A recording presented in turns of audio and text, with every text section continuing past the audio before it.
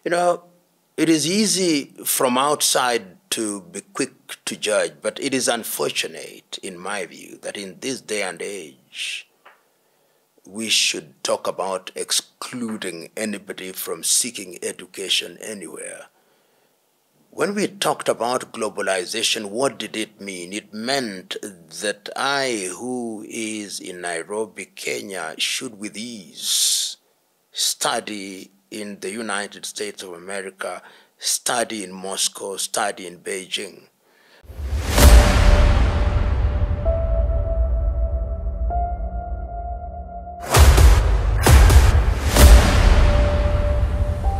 This is the journey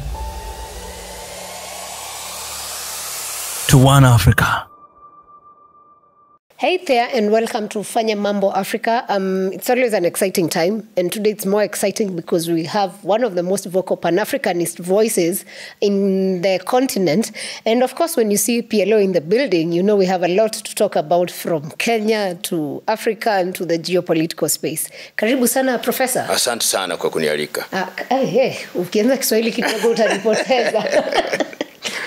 Good to see you. Thank you. On this National Prayer Breakfast Day for Kenya. And the highlight for me for that national breakfast was that our president apologized to our neighbors Uganda and Tanzania for anything that we might have wronged them with. What is your feeling of his speech? Diplomatically, I think President Ruto has done the right thing.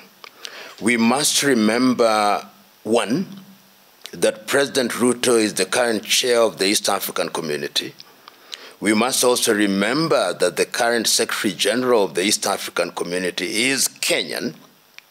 And for that reason, if Kenyans have conducted themselves in a manner that has been interpreted by Uganda and Tanzania as constituting disrespect, it is incumbent upon the President of the Republic of Kenya to offer apologies.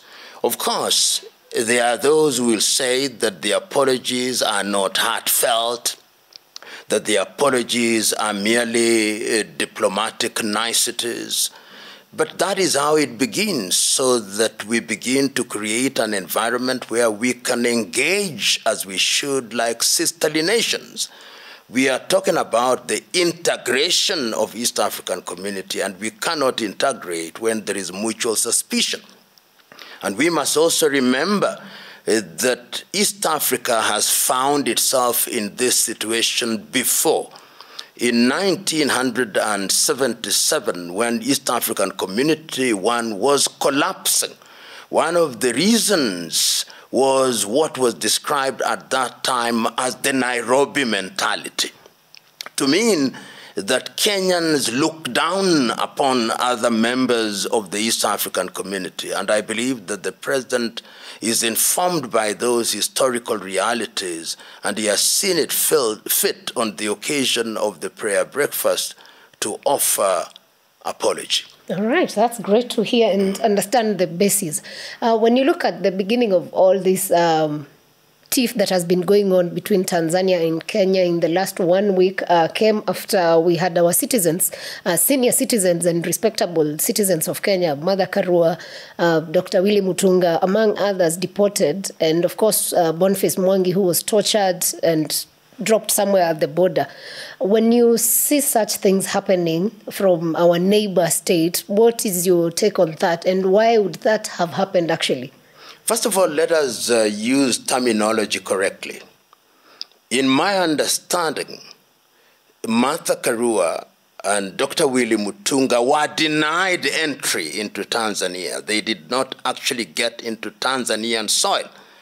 That is denial of entry. And I speak as one who has been denied entry. In 2018, I was denied entry into Zambia during the administration of President Lungu. And if you look at the news, the then Vice President Winner did actually issue a statement saying that I was denied entry for security reasons. I was not deported. I was then interviewed myself, and this is the position that I took, that if in the interpretation of the administration of President Lungu, I am a threat to security, then they must do what they must, and I must accept it whether I like it or not. And that, I think, is how we should behave. Why? Because every country has its own laws and how they interpret threats to security. Those interpretations may be unreasonable. We may not like them. They may harm our ego, but that is their interpretation. In the case of the two individuals who are admitted into Tanzania, that is Boniface Mwangi and the lady from Uganda, allegations have been made about torture. And I speak as a lawyer would. Allegations have been made, and we have seen them coming into the country in ways that are not normal. It is incumbent upon the government of the United Republic of Tanzania to institute investigations to ensure that those who may have perpetrated such acts are dealt with in accordance with the law. And it is not lost on me that, in fact, the government of the Republic of Kenya did, in fact, write to the government of the United Republic of Tanzania to give access to Boniface Mwangi. And it is the day after that was done that he was actually released and dropped on the border between Kenya and Tanzania. But when one is dealing with matters of sovereignty and one is dealing with sensitive matters such as these, I think it is important that one is not quick to jump to conclusions. I am aware and I have participated in cases where individuals from other countries are allowed to observe trials, particularly when those trials have political connotations, as in the case between the Republic of Tanzania and Tundu Lissu. But the question is, how do you do it? Does the government of the Republic of Tanzania, or did the government of the Republic of Tanzania expect the individuals to make an application through the right channels, whether those channels are through the Chief Justice of the Republic of Tanzania, Ministry of Foreign Affairs, or the Office of the Attorney General, before they traveled? Remember, there is another Kenyan who was allowed to attend court, the former Chief Justice Maraga. What avenue did he follow that allowed him to get into the courtroom, which may not have been followed by the others? All these questions must be brought into play before we are quick to condemn. And I am one who takes the view that the vitriol that we have then seen after their denial of entry and what one may call the brouhaha that has come about must be dealt with diplomatically. Because ultimately, as the President of the United Republic of Tanzania came out very vehemently and said, we do not want Kenyans to interfere with our affairs.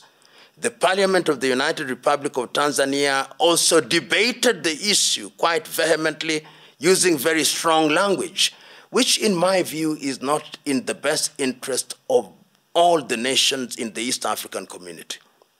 When you see how this, especially the Tanzanian MPs debated this whole affair and looking at it from our goal to work as East Africa community, do you think not just in Tanzania, even when you look at some of the leaders, political leaders in Kenya and the talk that there is there goodwill to have a functional EAC, fully functional? You know, my own view is that even within a family, there are occasional quarrels.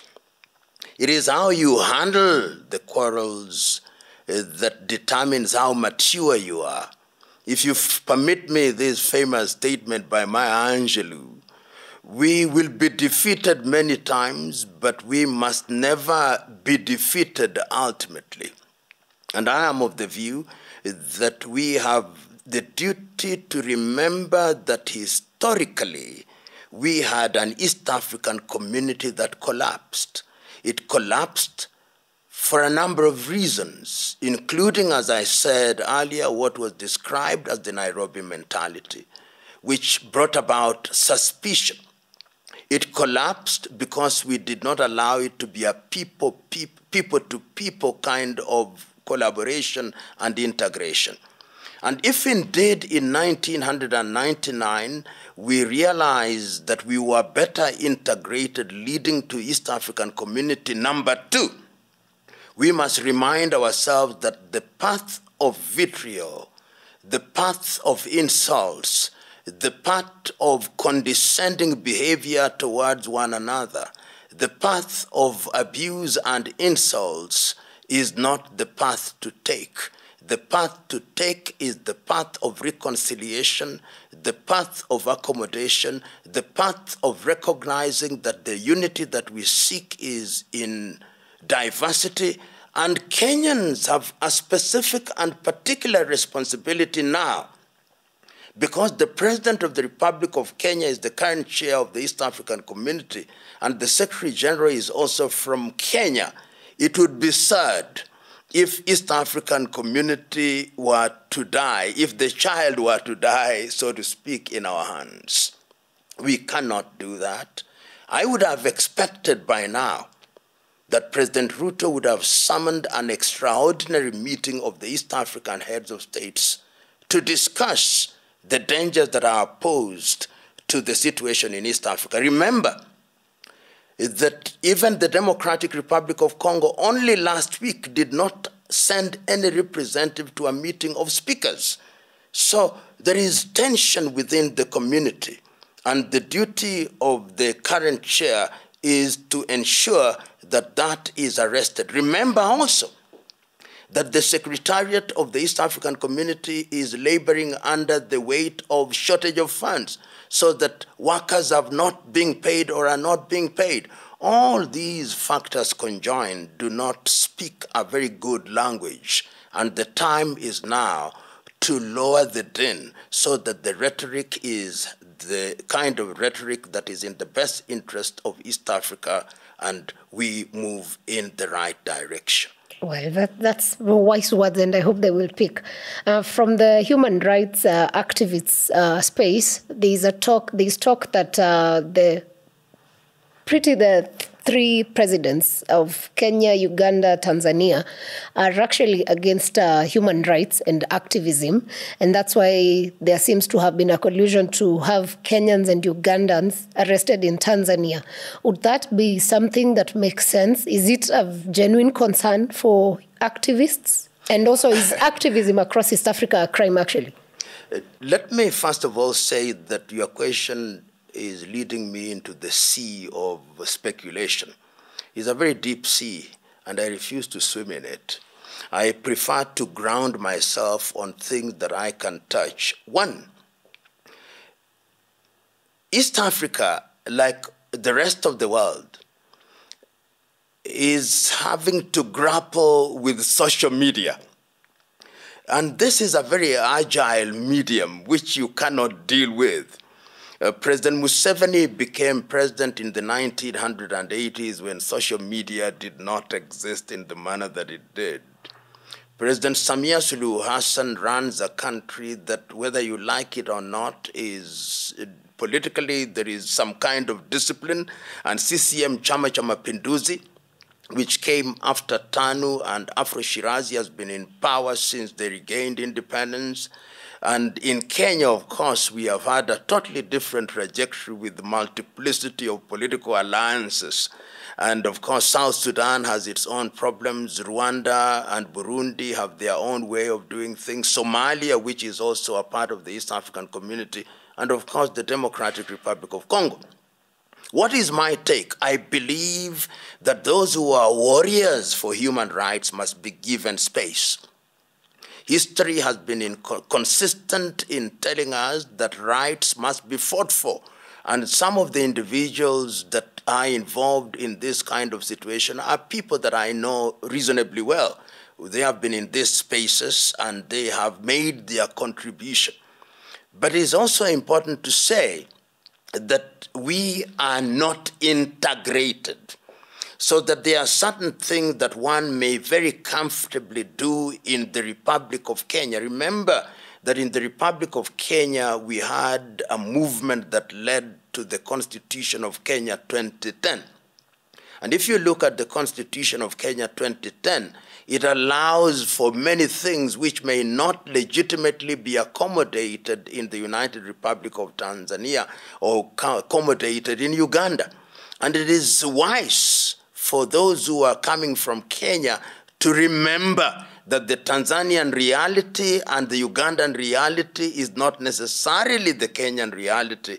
And when you do that, then you will recognize that your engagement in those countries must be informed by the realities of those countries. And this is not unique to Kenya. It's not unique to this region. We are seeing that even as we speak now with a new administration in the United States of America. We see it in the United Kingdom. We see it in Europe. We see it in China. These are the realities. So in a nutshell, I'm saying that one of the things that we must do as East Africans is to move towards integration.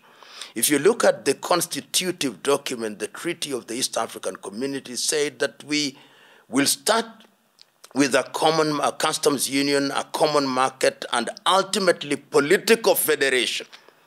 In the year 2004, the then heads of states and government did say that we fast-track political federation. But nothing happened. All the deadlines given in that prescription have not been met. In fact, under the fast tracking, the president of the East African Community ought to have been sworn in the year 2010. That tells you that not all the countries are comfortable with surrendering aspects of their sovereignty to what would be an Arusha administration, Arusha being the current headquarters of the East African Community. And that tells you that people still want to ring fence, or politicians in respective countries want to ring fence certain things. And you see it even as regards bodies such as the East African Court of Justice. There are certain things which they are not allowed to deal with because they are restricted to the domestic jurisdictions.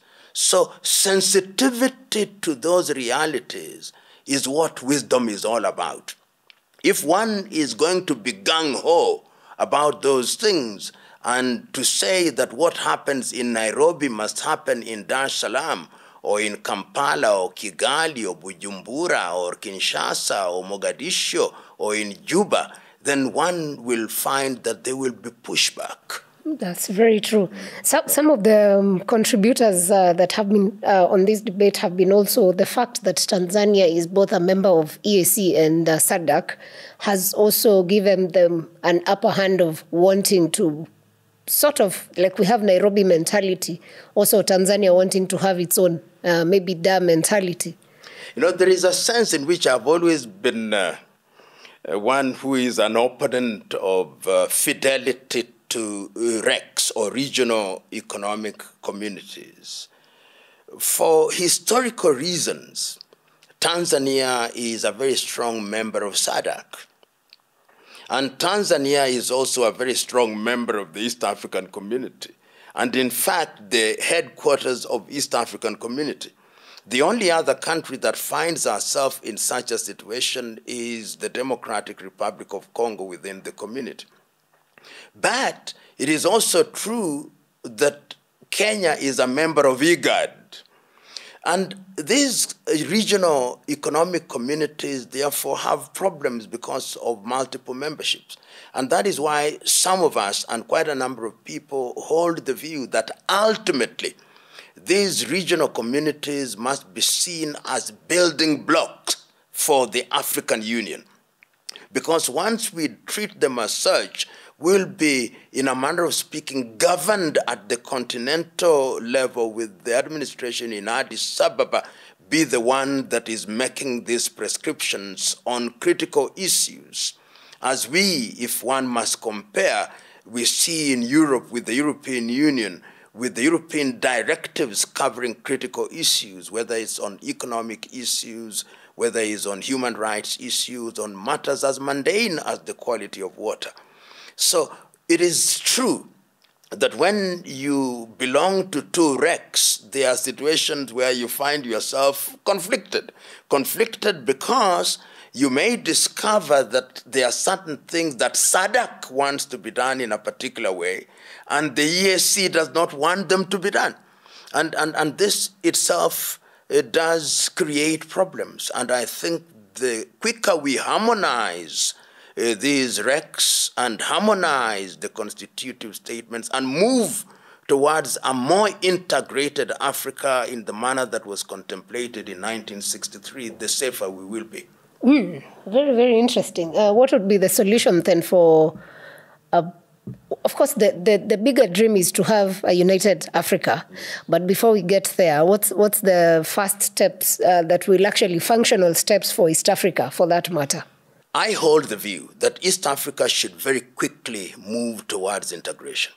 And I now hold the view that although we have a number of newly admitted countries such as DRC and Somalia and Sudan, if you may, in terms of integration, we should have what I call coalition of the willing.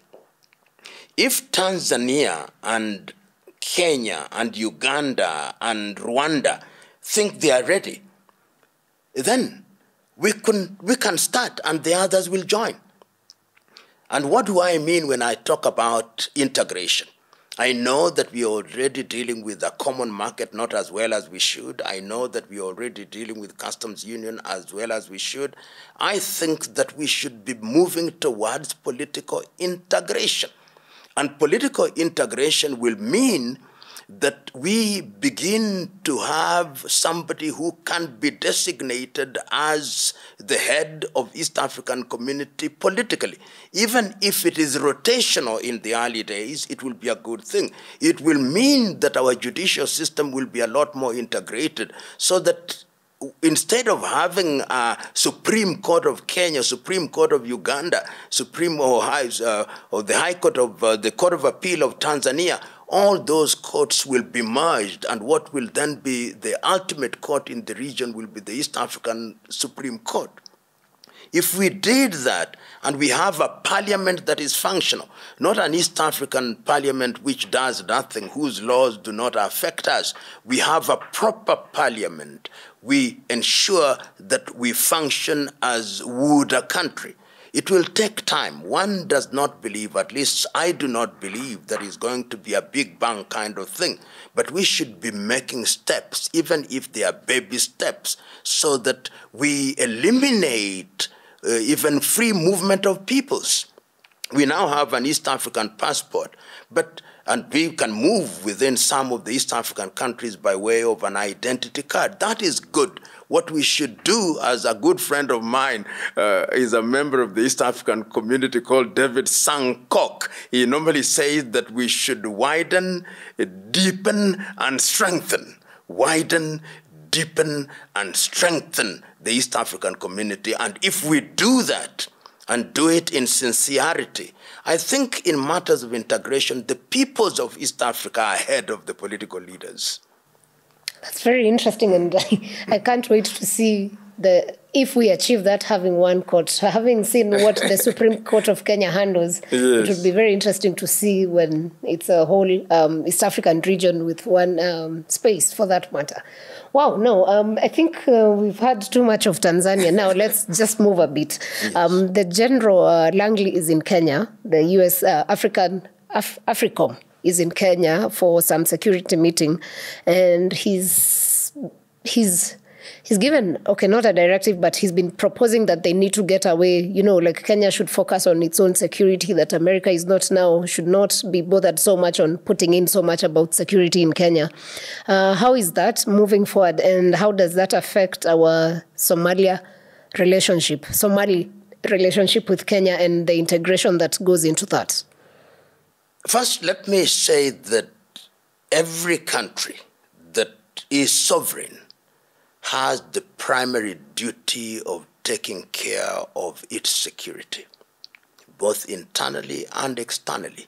Kenya has that obligation, which means that it is anomalous to have military bases of a foreign country in your country, unless it is for purposes of collaboration or cooperation, which should have a term limit. I can't agree, therefore, with the American general that we must pay our bills in order to defend our country. And if we do that, then we will use our resources properly and use them for the benefit of our people. Because what has happened over the years, and this is not only true of Kenya, but true of a number of African countries, because we have relied so much on being supported by the people. At one time we called them donors, sometimes we called them development partners, but what is the reality is that they support things that we should be doing. So that if we have a problem with Somalia, for example, this is a sister nation. This is a sister nation which is also a member of the East African community. This is a nation whose indigents and nationals are also to be found in Kenya. You know, Somali is a unique nation. There are Somalis who are Kenyans. There are Somalis who are Ethiopians. There are Somalis who are from Djibouti.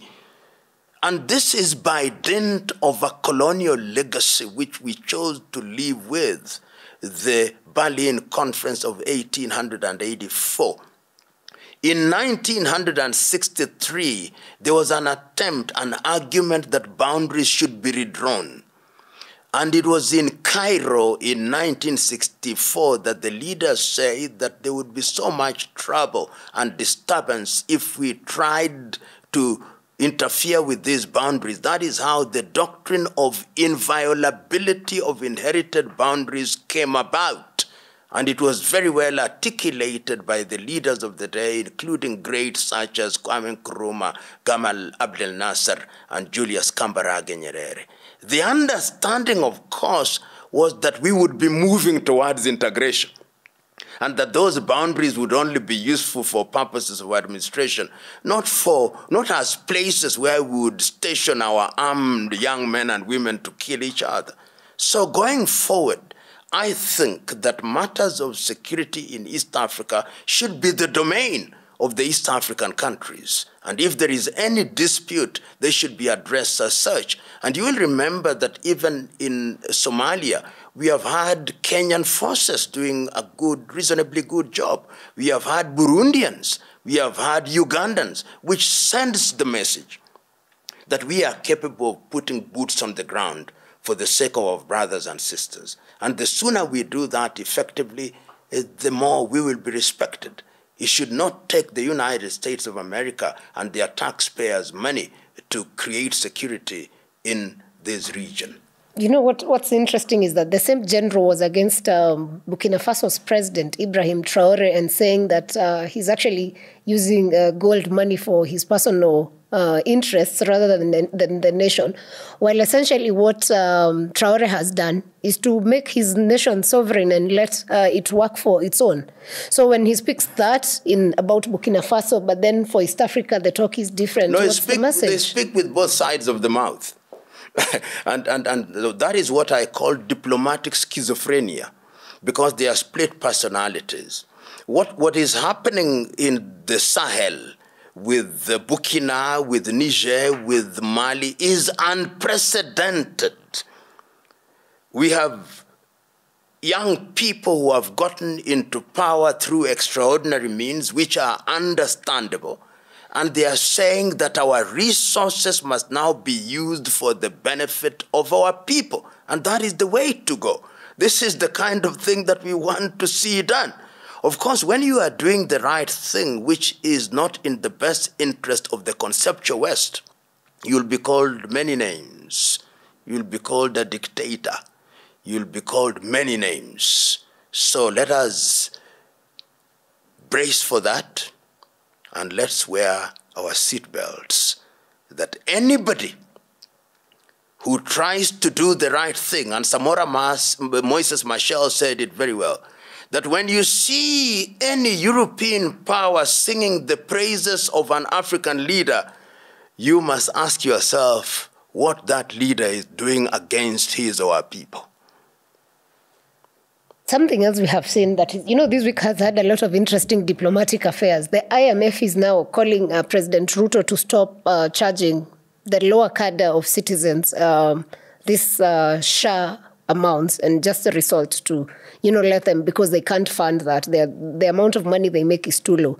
So now when we have this general saying this, then we have IMF saying this. What does that mean about Kenya, and why is then Kenya so important for them? Whenever I listen to the rhetoric from the Bretton Woods institutions as presently constituted IMF, World Bank, I laugh, because they are not interested in the best interest of African countries.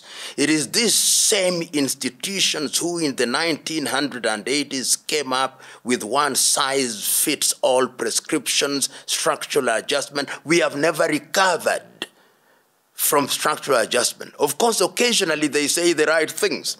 If I would agree with them. We have a saying in Kiswahili, mgala muue lakini haki yake mpe, obaniani mbaya kiatu chake dawa. It means that those who are in the business of doing bad things, occasionally they may even produce good results, to transliterate it loosely for ease of understanding. So they are right. My own view is that if this administration were to use our funds properly, if, for example, we were to reduce wastage, reduce allowances, reduce these unnecessary foreign travel, reduce these things where people spend $500,000 to go and distribute bursary checks of 300 million, reduce these counties and have fewer governors and fewer ministers and MCA, we would have enough money to have a proper medical scheme where people below a certain level of income would walk into us. And I lived in this Nairobi. I lived in this country where in my rural home, and here where I lived in Nairobi, in Jericho and Maringo, I would walk into a dispensary, I would be treated, and I would receive medicine without paying a damn, because my taxes, or the taxes of my parents at that time, were being properly utilized. It can be done. And it should be done. I went to the University of Nairobi like many other people. I did not pay a single cent, except in the third year, when we now had loans only of 34,000 Kenya shillings. And I repaid it all like all others. It can be done. It can be done. But I want us Kenyans to stop using the word free. It is not free. It simply means that our taxes are being used to pay for them. They are not free. Somebody must pay for it, and it is us. So that the politician must not think that they are paying it for us. Like Robert Gabriel Mugabe of Zimbabwe once said, that thanking your politician for presiding over the building of a road is like thanking the ATM machine for giving you the money that you banked in the first place. Very interesting. Somaliland was to open a liaison office, but it was cancelled this week, actually. What does that now mean about our relationship with this country diplomatically as a country? There are many very complex issues in the lives of nations. Remember that at independence, there were two Somalis, so to speak. Somaliland, which was under the colonial tutelage of the British, and Somalia, which was under the tutelage of the Italians. They federated. It would appear that the wedding did not go very well, and in the 1900s and 1990s there was a war, and the reality on the ground as we speak is that there is a government in Hargeisa, which is Somaliland, which is not recognized by the United Nations and by the African Union as a separate country from Somalia. So there is, the Mogadishu government says there is only one Somalia, and it is only that one Somalia that can have diplomatic presence in Kenya or anywhere. It can be compared to the one China policy, where it is the Beijing government, not the Taipei government. But the reality is that there is an administration in Taiwan, in Taipei. So the question is, can Kenya offer diplomatic succor to Somaliland? My understanding is that the liaison office is not at the level of an embassy, but it is a recognition of a practical reality that there is a functioning entity called Somaliland. In terms of international relations, it raises very many questions, and Kenya will have to make a decision. One of the things that I talk about is not unique to that part of the world. I think that when we talk about African unity, these are some of the things that we'll have to grapple with. It is not going to be easy.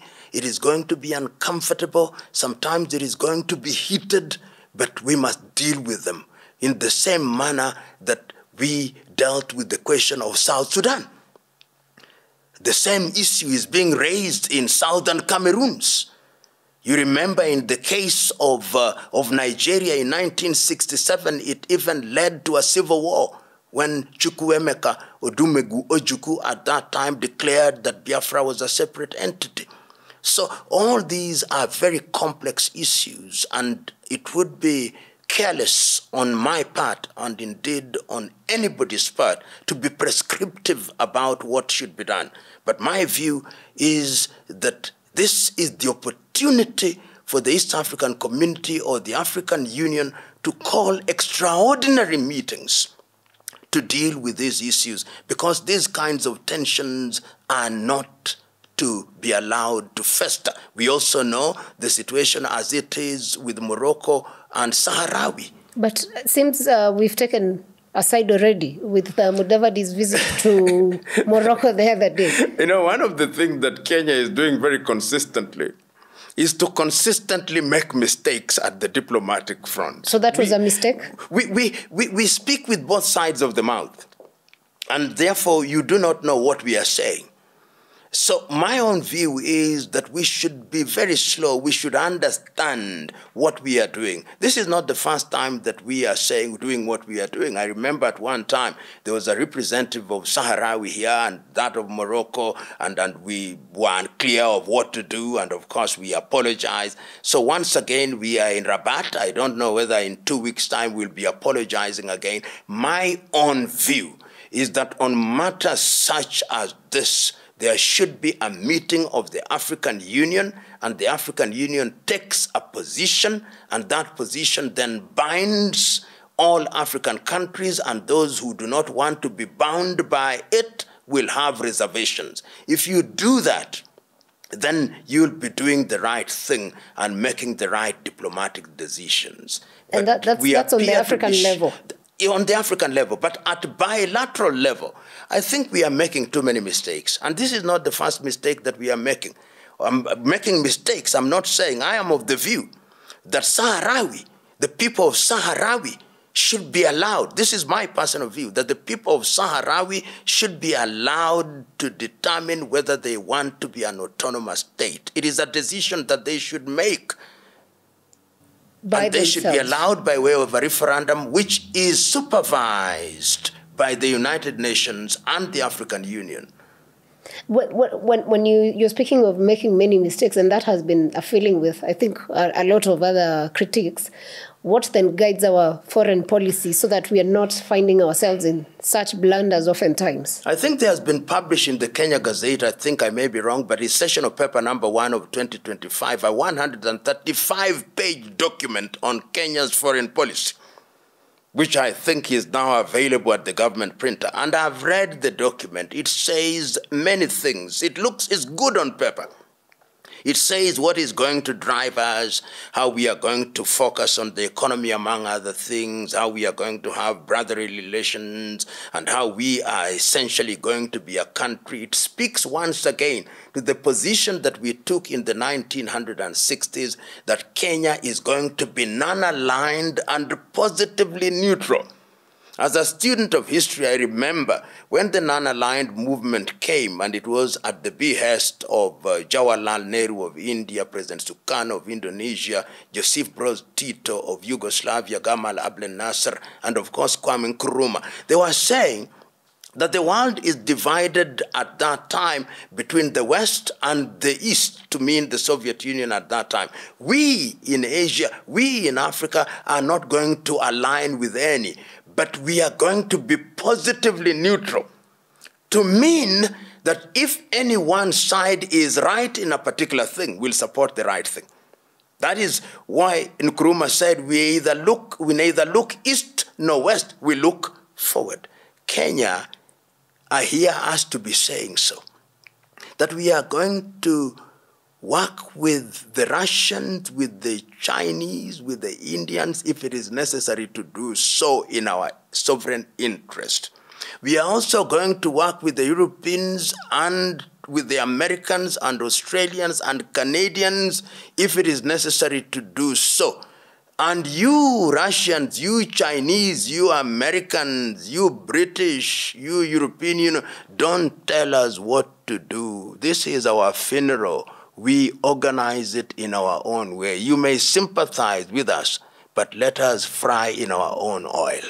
And this funeral is very interesting because just the other day, a few weeks ago, the president was in China, and we sort of looked like we are looking east in the way he gave the speech. And after that, then Kenya was being discussed at the Senate in the US, and they were saying now we are going to rethink of how we relate with Kenya. So what does that mean then? Because we have the session paper is out, but the president goes, gives a speech. The US feels, no, this is not what is supposed to be discussed. You know, you must always remember that in international relations, the conceptual West and dominant countries, hegemons such as the United States of America, when they look at little economies such as Kenya, they think we should do their bidding. So when they discuss it, they say this little country with a GDP of 120 billion United States dollars, which is not even the size of Washington, D.C., they should wait for us to direct them. They should not be going and making decisions on their behalf. Yet in international relations, once you are sovereign country, size of economy does not matter. But that is the theory of it. The reality of it is that there are hegemons in the world, and African countries will continue to be discussed, whatever you do, as long as it's interpreted by these countries which are hegemons. Sometimes, not only the United States, sometimes if you listen to French leaders and even British, they still think we are their colonies. They still think so. They must be reminded we are not. And that is why I think the great American civil rights, John Henry Clark, said, black beauty without black power means nothing. We must be beautiful and powerful, and that power can only come about through integration. And that is why I'm one of the greatest proponents of integration. If we cannot do it initially with the Big Bang African Union, let's do it with East Africa. Because when you are dealing East Africa, immediately your population is approaching 300 million people. You have a big market. The internal market then becomes almost as big as that of the United States of America. The monies that we are spending in defense in each of these 8 countries can then be collapsed into one. Then you will be heard. And I want to conclude my answer by saying this. At one time, the same thing was told of South Africa when the president was Nelson Rolihlahla Mandela. And he told the Americans, where were you when you are now telling me I should not tangle with Libyans? You are telling me I should not tangle with the Cubans. You are telling me I should not have any relationship with the Palestinian Liberation Organization. Where were you when we were fighting apartheid? Please, you are our friends, but don't choose my other friends for me. At least allow me the dignity of determining who my friends are. Do you think the issue of AGOA may be a key factor as to why the US feels like they can also control? You know, Africa growth opportunity, if you look at the actual impact of AGOA in African countries, you know, we can live without AGOA. African countries can live without AGOA. We only have been made to believe that AGOA is a magic wand upon whose strength we pronounce abracadabras and our economies grow. Not true. Look at our textile industry. Kenya has now overtaken Nigeria as the largest importer of second-hand clothing. And the second-hand clothing that we are using here is actually, they are dumping second-hand clothing here. Suppose we were to take a vow that we are not going, and in fact, in East Africa, it had been agreed that we will not import second-hand clothes. Suppose we were to take that and we say, we are reviving all our textile industries. What would it do? It would mean we would be farming cotton. It would mean that we would have cotton cake for animals. It would mean that the entire value chain that is related would be revived with accompanying jobs. It would mean that we would now be making clothes for our own people, and it would grow our economies, and we would not, in fact, be exporting anything to the United States of America. We must wake up, as the young people now say, we must be woke. And integrate, for that matter, Absolutely. for it to work. Very interesting.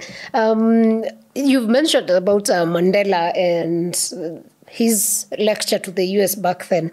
President Ramaphosa was in US the other day. Of course, there's a video that was shared that was not was fact-checked and was not real. But how their conversation with President Trump went, what is your take, and how do you feel about that? I've watched that clip many times, and it evokes mixed feelings.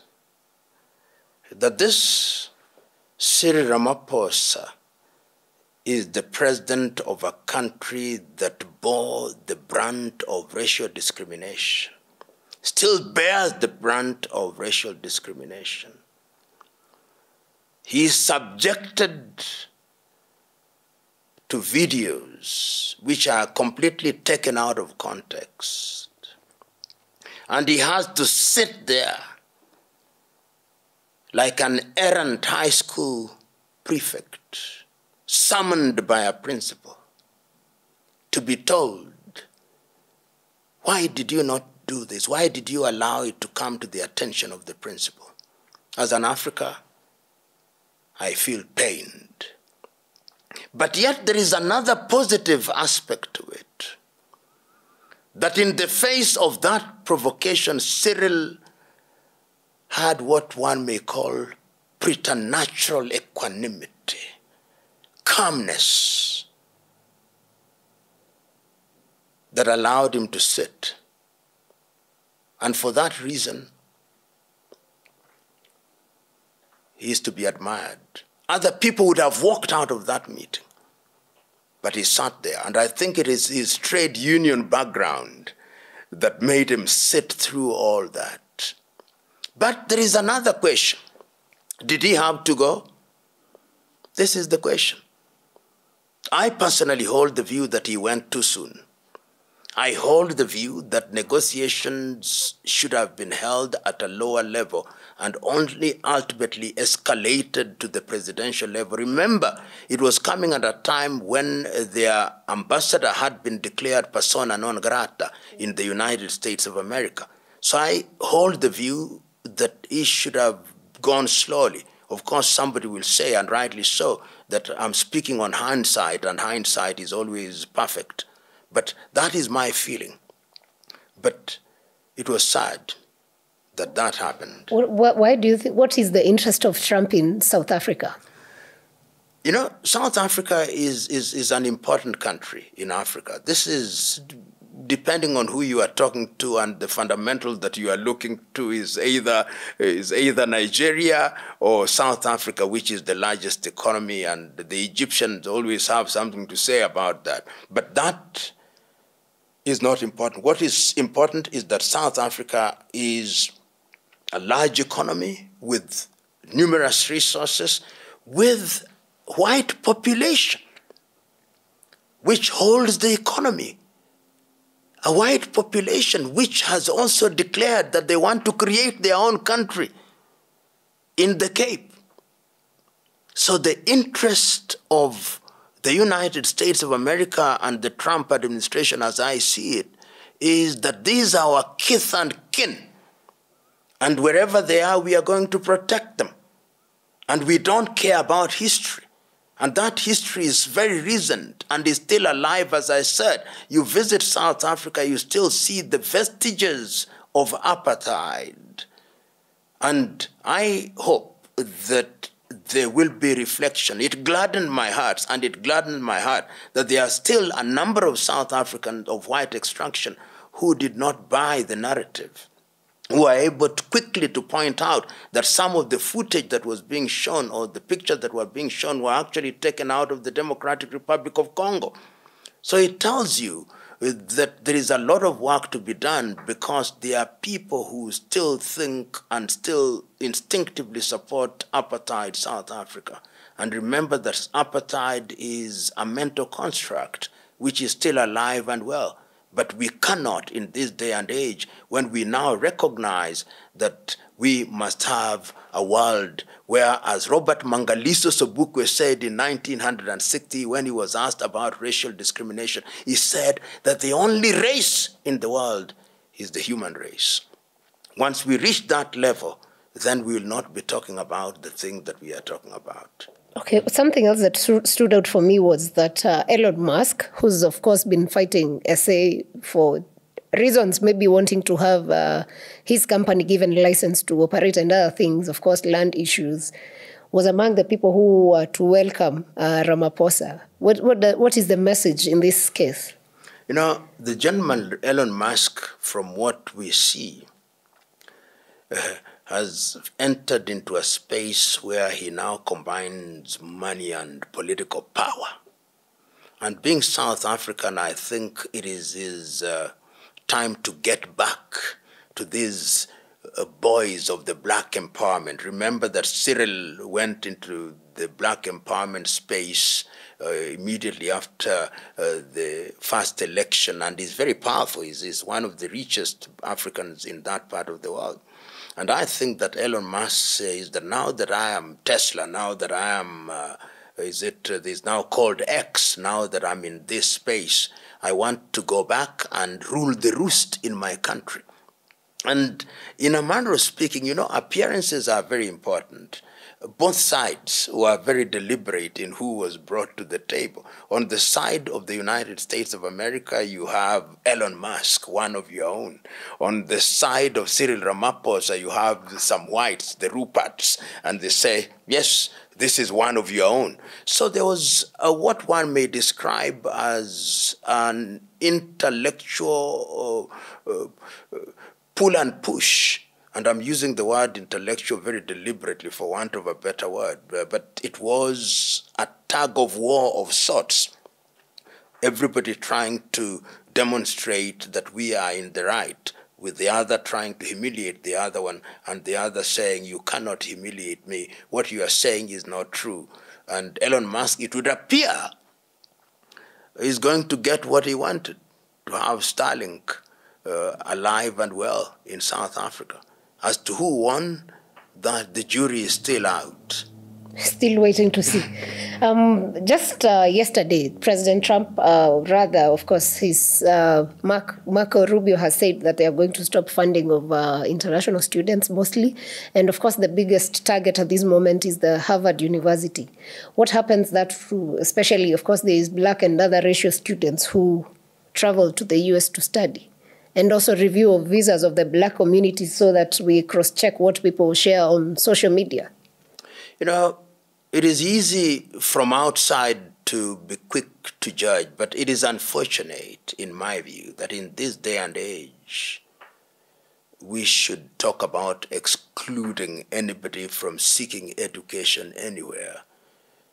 When we talked about globalization, what did it mean? It meant that I, who is in Nairobi, Kenya, should with ease study in the United States of America, study in Moscow, study in Beijing. And the United States of America is a home of immigrants. It used to be said, the land of the Pilgrim's Pride. Almost every person, apart from the indigenous Americans, are immigrants. And to shut them out in this day and age is unfortunate. So that when you read the toing and froing, the kind of statement that are emanating from Harvard University, it started initially with the University of Columbia and now Harvard, and we now see that people's social media platforms are going to be reviewed, almost censorship. In other words, if you are a student applicant, I'm understanding this to mean we'll want to go into your Instagram page, into your X page, into your pages in the social, into your TikTok, and find out what you've said in the last 6 months. And on that basis, we shut you out. But yet, one of the things that one hears about the United States of America is freedom of speech. And I can still remember the very eloquent speech of Martin Luther King Jr. in 1963. He repeats it in 1967. He says that once I heard that there is freedom of speech in the United States of America. Of course, when there is freedom, it also comes with responsibilities. And when people don't live up to those responsibilities, you punish them in accordance with the law. My prayer and hope is that these will be revised and that Harvard University will have the freedom that it enjoys to accommodate students from different parts of the world. It is important even for students in the United States of America. True. What do you make of Trump's visit to Middle East, and especially a meeting in Syria, and how it affects the global politics? You know, the Middle East, perhaps not the Middle East, but there is something happening in the Gulf, whether one likes it or not, whether you are talking about the Emiratis, you are talking about the Omanis, you are talking about the Qataris, you are talking about the Saudis. There is something happening there. They have some emerging power that the world is being attracted. Remember that peace negotiations, whether it's between Russia and Kiev administration in Ukraine, have been held there in that part of the world. Democratic Republic of Congo and Rwanda have also had negotiations there. And we have seen in the recent past that I think it is the Saudis and the Qataris who paid off the debts of Syria. So what one sees, that there is also a contest there, a contest particularly in Syria. See that Syria was seen as being pro-Russia during the Bashar al-Assad administration. The new administration is now being seen as capable of being wooed to come into the American and European orbit, and they are being promised all manner of things. So those visits by several of his senior officials, including Mark Rubio, including the president himself, going to Qatar, is indicative of the reality that there is an unspoken battle of a diplomatic nature, which is designed from where I sit to ensure that Beijing and Moscow do not have influence in that region. Does it in any way also affect what he said about the president of Russia yesterday, I think on his Truth social space, that that Trump's presence has helped him survive a lot of other things, bad things that could have happened for Moscow? Speculation. Speculation once again, and the Trump administration is just slightly over 100 days. And I think that whether you like it or not, the administration in Russia is one that has survived many things. And remember that Putin himself has been around for quite some time. So I think he's sufficiently agile to survive many things without being helped in the manner that somebody would want to say he's helped. That would be my interpretation. So it's not as straightforward that because, therefore, I think it is a lot more nuanced. Okay. Very interesting. Yeah. Back home, before we come to the end, we have seen a lot of debate happening with the movement of the public seal from the AG's office to State House, back again from the government spokesperson saying, actually, no, it did not move, it's back in AG's office. What does the Constitution say about that? And then why would we have that confusion? You know, first of all, it is a debate that we ought not to be having. I've seen one of my colleagues who says that it did not move. I've seen somebody saying it did not move. The public seal is a seal which is used for executing documents which are for the people of the Republic of Kenya and has been and should be resident in the office of the Attorney General of the Republic of Kenya. Any attempt to deal otherwise would not be in the best interest of the people of Kenya. Of course, there is so much denial and assertions on either side, and one does not know what the actual situation is. But the reality is the Attorney General of the Republic of Kenya should be the custodian of the seal for the people of the Republic of Kenya and to be utilized as guided by the representatives of the people of Kenya. And those representatives of the people of Kenya are members of parliament, to mean the National Assembly and the Senate, who when they make law and they become law by dint of the signature of the chief executive of the Republic of Kenya, then the seal will be used as directed. In other words, the Attorney General of the Republic of Kenya simply is a hand to use it for the benefit of the people of Kenya as directed by them. It is unfortunate that we even find ourselves in such debates.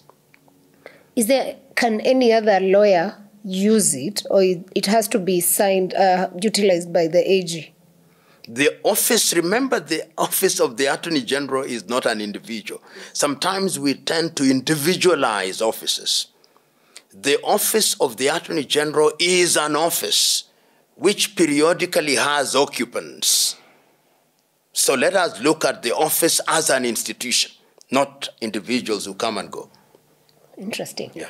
Now, there's a case in court about IBC and the membership. Of course, I know we can't discuss that for legal issues, but I would want to know how important, because there is something that came up that without the delimitation not happening, then we can't have an election in 2027. How important is delimitation, and does that affect, constitutionally, does it affect where we are as a country? That is, you know, some of these arguments that I see, and there is no shortage of people and there are no shortage of lawyers with different interpretations, as it should be. First of all, I refuse to believe that the IEBC only functions when you have commissioners. There is a secretariat, and that secretariat, I believe, has and continues to do work, and we've been paying them, even in the absence of the commissioners. So to say that no work has been going on and that work will only begin when these commissioners come in is without basis. What the commissioners will do is simply to approve the things that have been determined by the secretariat, because the commissioners are not experts in these things. It is the secretariat. And it is true to say that there are certain things that are time sensitive. But to say that we'll not have elections because the IEBC has not been properly constituted, I know Kriegler said, in the Kriegler report, he did say that it is proper that an IEBC should be properly and fully constituted at least 3 years before the elections so that they have time to prepare. That was the practical bit. And I'm also of the view that when you are dealing with an electoral body in a country whose politics is run through suspicion, the sooner they are in place, the safer.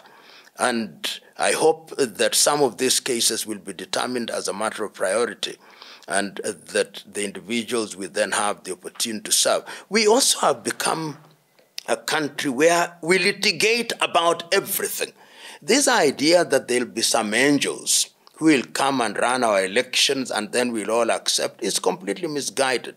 And the individuals who have been taken through the mill, I heard somebody say that this and that is related to this and that. Who says that if you are related to somebody, you cannot be appointed? Once you are appointed, you become an independent commission. And it's only in Africa that these debates go on. If you go to India, you don't have these elaborate things called IEBC. You go to countries in Europe, you don't have elaborate things called IEBC. Elections are called in 1 week and you have election. But the reason why we have these difficulties is suspicion. We have a class of politicians who have been with us since the 1980s, who believe that if they don't win an election, then the election has been stolen. Even if you brought the angel himself to run those elections and those individuals lose the election, they would still say the elections are rigged. So the first thing that Kenyans must deal with is the trust question. We must begin to create institutions that we trust. It's going to take time, but that is work that we must engage in, and engage in spiritedly. You've not addressed the issue of delimitation and why it's important, and if it's to be done, what exactly does it mean? Delimitation simply means that if we go through the Republic of Kenya, it may be necessary by reason of increase in population in different areas to create new constituencies or to merge them. And I think there is a law that if it is made within a certain period, within a certain time limit, then that particular constituency that is created cannot be the basis of representation in the immediate election unless it was done after some time. But to me, that is not a problem. In fact, some of us hold the view that the constituencies we have should be reduced, should be merged. And let me tell you, some of these things, even if they require constitutional amendment, which amendments are legitimate, if it requires amendments to the law and those amendments are legitimate, I've been in this country, it can be done in a month. And the things that stand in the way can be removed in a month. It is not rocket science. All these things are about identifying what is in the national interest, and if we have the goodwill, they can be done. So let us not be consumed in this thing that there are impossibilities. When there is goodwill, even mountains can be moved.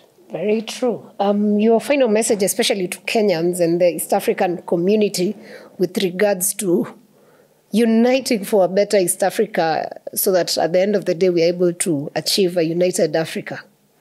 Without standing on any high horse, I hold the view that we as Kenyans, we as East Africans, particularly Kenyans, we must remember that we hold the chair and the secretariat of the East African community, and our words must be measured.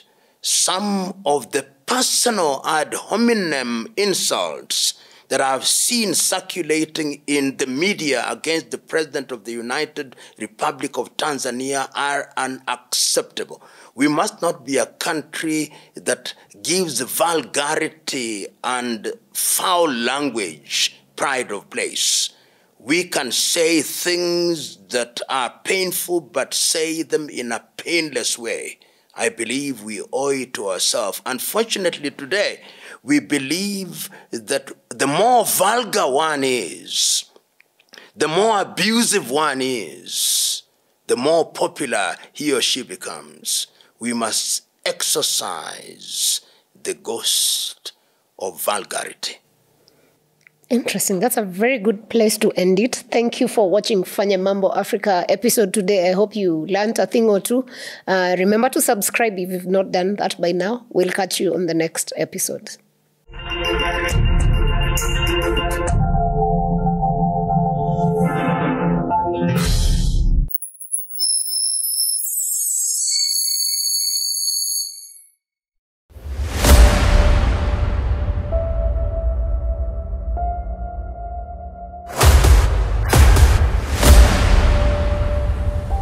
This is the journey to one Africa.